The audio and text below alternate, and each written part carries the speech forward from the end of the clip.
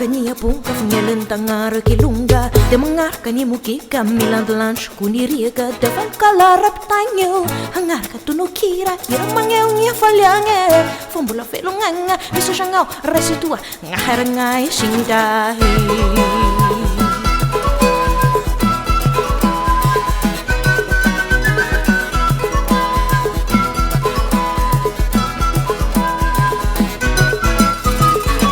tutup kania punka fungelan tangar kilunga de mangar kani muki kamilan lunch kuniria ke devel kalara pitanyo hangar katunu kira ira mangeu ngia falyange fombula felunganga iso shangau resitua ngaharangai sindahi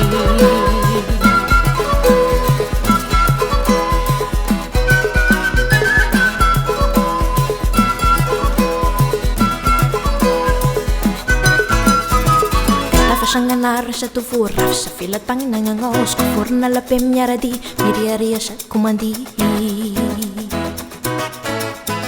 Tata sangangar sa tufuraf sa filatang nangangos kufur na lapem nyaradi miriaria sa kumandi